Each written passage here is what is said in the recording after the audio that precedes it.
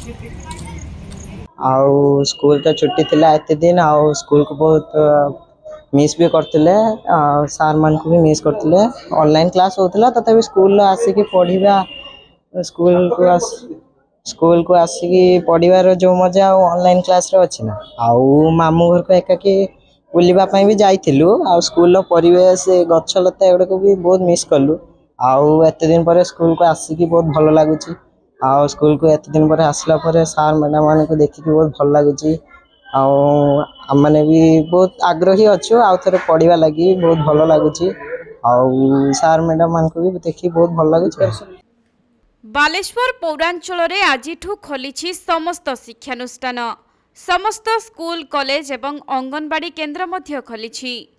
तेबे सहर रे परिस्थिति धीरे धीरे स्वाभाविक हेउथिबारु एबे छात्र छात्री माने मध्य स्वाभाविक भावरे स्कूल जाई पारुछंती जदियो बालेश्वर पौरांचल रो समस्त अंचल रे कर्फ्यू कहलर समय अवधि समान रही नाही तथापि आजिठू समस्त शिक्षानुष्ठान को खोला जाइछि।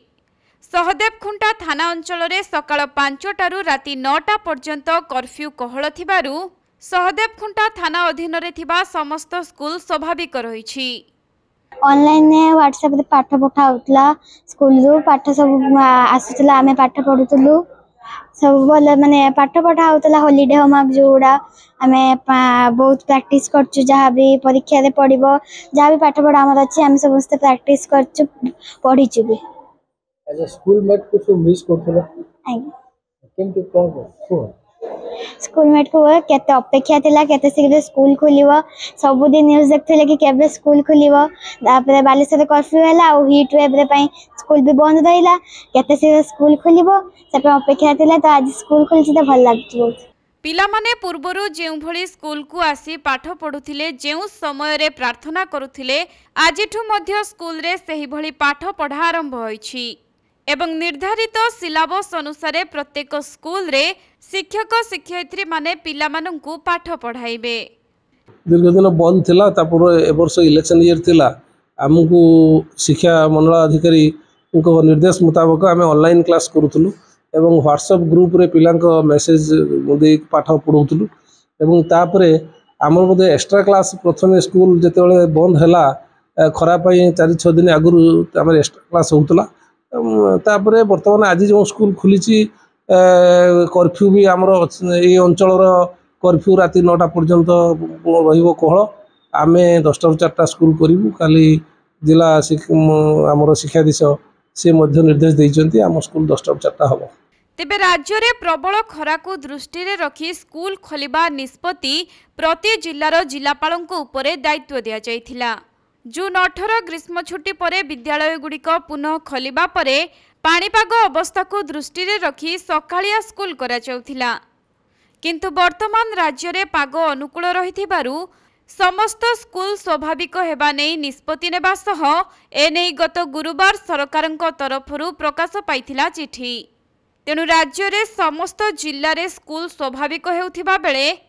बालेश्वर सहर रे कर्फ्यू लागिथिबारु एठारे स्कूल ठीक भाबरे खोला जिवो कि नाही से नै समस्तक मनरे प्रश्नवाची सृष्टि होइथिला हेले वर्तमान से सबु द्वंद्व दूर होइछि आउ बालेश्वर सहर रे मध्य समस्त स्कूल कॉलेज गुडी को स्वाभाविक करा जाइछि। दिन रे कर्फ्यू कहल थिबारु समस्त छात्र छात्री स्कूल कॉलेज को जाई स्वाभाविक भाबरे पाठ पढ़ी पारुछंती। हाँ ए बाबद तो जिलापाल महोदय काली सर्वसाधारण को मेसेज दे सारी